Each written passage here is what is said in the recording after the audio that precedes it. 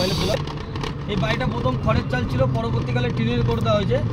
এই বাড়িটার মধ্যে বসবাস করে গিয়েছিল শান্তিদেব ঘোষ, যিনি হচ্ছেন রবি ঠাকুরের ফেমাস ছাত্র ছিলেন। পরবর্তীকালে উনি প্রফেসর হন সঙ্গীতের। ওনার বাড়িটার মধ্যে উনি মারা গেছেন। এখন ওনার রিলেটিভরা দেখাশোনা করছেন বাড়িটাকে। এটা হচ্ছে সেই শান্তিদেব ঘোষের সঙ্গীত শিল্পী, ওনার বাড়ি।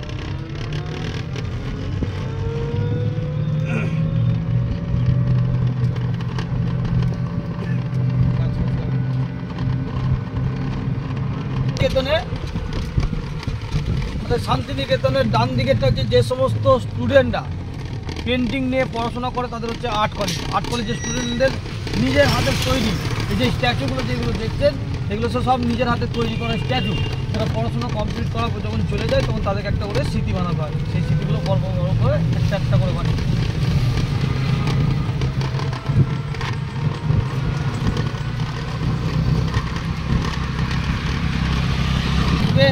এই বাড়িটার নাম হচ্ছে পতিচি। পতিচি হচ্ছে একটা ট্রাস্টের নাম। আমার বাঁ হাতে যে বাড়িটা, এই বাড়িটা হচ্ছে পতিচি নাম। পতিচি হচ্ছে একটা ট্রাস্টের নাম, কারণ হচ্ছে এটা হচ্ছে সেই অমর্ত্য সেনের বাড়ি, যিনি অর্থনীতিবিদ, দ্বিতীয় নোবেল পুরস্কার পেয়ে হয়েছে, ওনার বাড়ি। সামনে যে 80 সেন লেখা আছে, প্রথম দেওয়া আছে ওনার বাবার নাম আশুতোষ সেন, তারপর দেওয়া আছে ওনার মায়ের নাম অমৃতা সেন, লাস্ট দেওয়া আছে অমর্ত্য সেন। অমর্ত্য নামটা দিয়েছিলেন রবি ঠাকুর, কারণ রবি ঠাকুর ফেমাস ছাত্রী ছিলেন অমর্ত্য সেনের মা অমৃতা সেন। ডান দিকেটা হচ্ছে ওনার ডিপার্টমেন্ট, অর্থনৈতিক গবেষণা কেন্দ্র, যেটা হচ্ছে এগ্রিকালচার ডিপার্টমেন্ট। ডানাতে একটা স্ট্যাচু দেখতে পাবেন, এই স্ট্যাচুটার নাম দেওয়া হচ্ছে ভিস্তিওয়ালা, যেটা গ্রামগঞ্জের মানুষদেরকে আগেকার দিনে চামড়া থলি করে জল বহন করে করে নিয়ে যেতে হতো। তখনকার দিনে তো বোতল যাওয়ার বলতে কিছুই ছিল না, টিনের বাঘ ছিল, যে তেলের টিনের ইয়ে করে জল নিয়ে যেত না। প্রথমে তো ছিল চামড়ার থলি করে। এইটা স্ট্যাচুটা বানানো হয়েছিল চুন সুরকি দিয়ে, কারণ হচ্ছে আগেকার দিনে সিমেন্ট বলতে কিছুই ছিল না। তখনকার দিনে নদীর পলি, বালি, চুন দিয়ে একটা সুরকি তৈরি হতো, সেই সুরকি দিয়ে বানানো। এটা ভাস্কর রামকিঙ্কর বেজের বানানো। যেগুলো সহজ পাঠ বয়ে পড়েছে, কুমোর পাড়ার গরুর গাড়ি, তাল গাছ, এক পায়ে দাঁড়িয়ে, ছোট খোকা বলা হয়, সেগুলো শান্তিনিকেতন থেকেই তৈরি।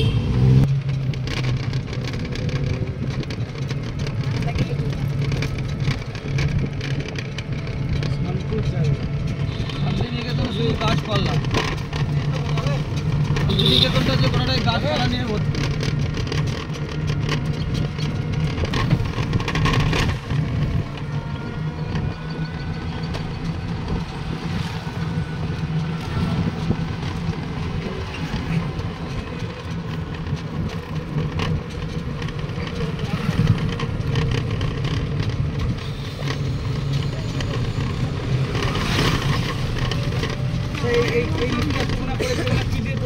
এগুলো সব নিজে নিজে ফাইবার দিয়ে বানিয়েছে, কেউ সিমেন্ট দিয়ে, কেউ পাথরকে কেটে, কেউ গাছের ডাল, যে মোটা মোটা ডালগুলো হয় না, সেগুলোকে কেটে তারপর নিজের মতো।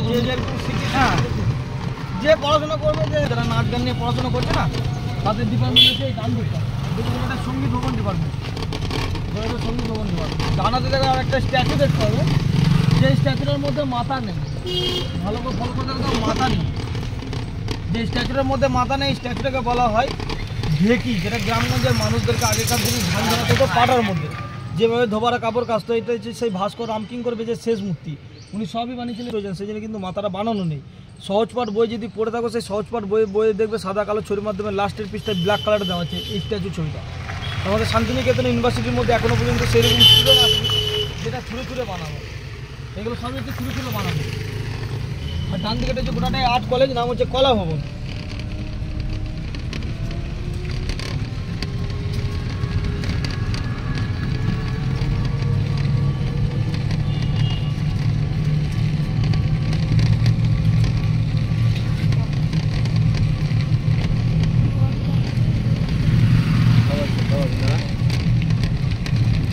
এই ডান দিকেটা যে গোটাটাই আর্ট কলেজ, কলেজের সামনে আর একটা স্ট্যাচু দেখতে হবে।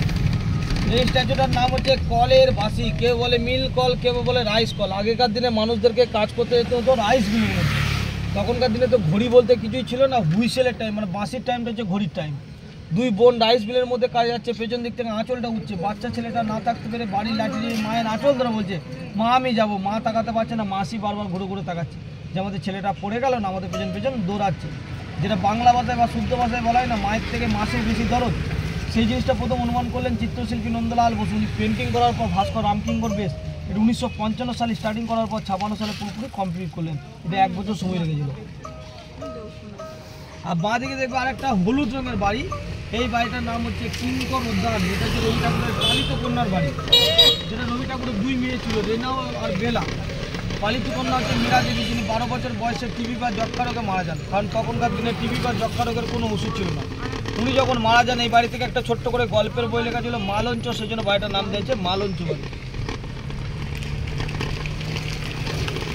ডান দিকে দেখো আরেকটা স্ট্যাচু আছে, এটাকে বলা হয় দেশান্তর যাত্রা। এক যাত্রা থেকে আরেক যাত্রায় যাচ্ছে 2 পরিবার, তার পোষা কুকুর 2 পুত্র। এক পুত্র মায়ের কোলে আছে, আর এক পুত্রকে ঝোলার মধ্যে দড়ি ধরে বসিয়ে দিয়েছে যাতে না পড়ে যায় বলে। তার বাবা আরেক ঝোলার মধ্যে কিছু বাড়ির জিনিসপত্র রেখে দিয়েছে। মহিলাটার মাথার মধ্যে বেতের ঝুড়ি, তালায় বা চটকুটন আছে। এটা 1937 সালে স্টার্টিং করেছিলেন, 38 সালে পুরোপুরি কমপ্লিট করলেন। একইভাবে লোহার ট্র্যাকচার বানানোর পর চুনসুরকি দিয়ে দূর থেকে ছুঁড়ে নিকেতনে 8 কলা ভবন, 8 রকমের আর্টিসের হাতের কাজ বাড়িটার মধ্যে পেন্টিংয়ের মাধ্যমে সাজানো আছে। যেগুলো পড়েছে সহজ পাঠে বইয়ে, কুমোর পাড়ার গরুর গাড়ি, তাল গাছ, এক পায়ে দাঁড়িয়ে, ছোটো কোকা বলে হওয়া, সমস্ত জিনিসগুলো ওই বাড়িটার মধ্যে দেওয়া আছে। ডান দিকে যত বিল্ডিংগুলো দেখছে এগুলো সবই হচ্ছে কলেজ। শান্তিনিকেতনে কলেজের ক্লাসগুলো হয় ভিতরে, কিন্তু সবই কিন্তু ওপেনিংভাবে। এখানে কোনো চেয়ার টেবিলের মধ্যে কোনো গল্প নেই। আর টানাতে এটা যে ইগলু বাড়ি, যেটা বরফ দেশে দেখা যায়, 2014 সালে 8 কলেজের স্টুডেন্টরা বানিয়েছিল। বরফের দেশে দেখা যায় না, এটা হচ্ছে ইগলু বাড়ি, 2014 সালে বানানো ইগলু বাড়ি হচ্ছে এটা। বাঁ দিকে যে লম্বা বিল্ডিংটা দেখছো, এটা হচ্ছে শান্তিনিকেতনের নাট্যঘর, কে বলে নাট্যশালা, যেটা হচ্ছে গুরুদেবের নাটক রক্তকরবী। এটা কি বাড়ি বলবো? আর এটা হচ্ছে রক্তকরবী নাটক যে গুরুদেব করেছিলেন, লিখেছিলেন এই জায়গাটি থেকে। সে কারণের জন্য সামনে যে মঞ্চটা দেখবে, এই মঞ্চটার নাম দেওয়া হচ্ছে রক্তকরবী মঞ্চ। আমাদের শান্তিনিকেতন ইউনিভার্সিটির মধ্যে যখন পরীক্ষা নেওয়া হয় ওপেনিংভাবে, এই নিচেতে বসে ক্লাস ক্লিয়ার পরীক্ষা নেওয়া হয়। কারণ বলে দেয় শান্তিনিকেতনে পড়াশোনা করতে গেলে ওপেনিংভাবে পড়াশোনা করতে হবে, এখানে কোনো চেয়ার টেবিলের অ্যালাউ নেই। একমাত্র বর্ষা টাইমে তাদেরকে রুমের মধ্যে ক্লাস করতে দেওয়া হবে, তাও কিন্তু আসন পেতে। ডান দিকে যে বড় বিল্ডিংটা দেখছি, এটা হচ্ছে শান্তিনিকেতন ইউনিভার্সিটি কলেজের। বাঁ দিকে দেখবে প্রচুর মিউজিয়ামের টিকিটের মূল্য ছিল আগে 10 টাকা, এখন হয়ে গেছে 70 টাকা। ভিতরে আছে জুতো, চশমা, ছাতা, লাঠি, গাড়ি, ওনার ব্ল্যাক কালারের অ্যাম্বাসেডার। স্টুডেন্ট হলে 10 টাকা করে টিকিট লাগে। এই বাড়ি থেকেই 2004 সালে নোবেলটা চুরি হয়েছিল। এই যে সবাই ঢুকছে, এইখানেই আপনারা ঢুকতে হবেন। আমি ঘোরানোর পর এখানে আপনাদেরকে ছেড়ে দেবো। আমার কোনো পুরের বাবা মুন্সিদেন্দ্রনাথ ঠাকুর রায়পুরের জমিদার ভুবন মোহন সিংহের কাছ থেকে এই জায়গাটি দান হিসাবে পেয়েছিলেন। এখন বর্তমানে জায়গাটা হচ্ছে 3600 বিঘে 1200 জায়গাটা। মানে কালকের দিনে ঢুকতে পারবে, সকাল 7টা থেকে 8টার মধ্যে ঢুকতে পারবে। পোশাক হচ্ছে একটাই সাদা। হাট কবিতা, কুমোর পাড়ার গরুর গাড়ি বোঝাই করা, কলসিহারি গাড়ি চালায় বংশী বদন, সঙ্গে যে যায় ভাগ্নে মদন। হাট বসেছে শুক্রবারে বংশীগঞ্জে পদ্মাপাড়ে।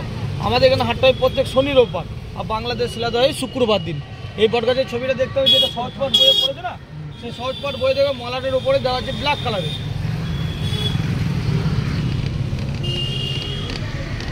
আর ডান দিকে যে তাল গাছের গোল করে রাউন্ড দেওয়া রয়েছে, এই জায়গাটা ছিল একটা তাল পুকুর।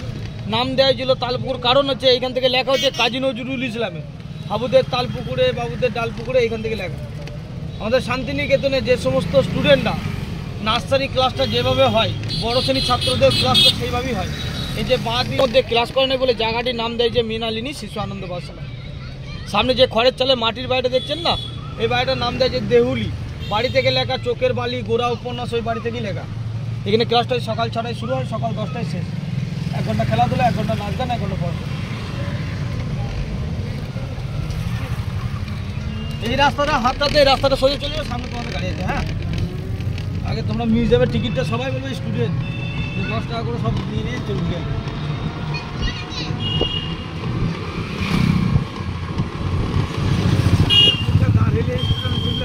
হ্যাঁ,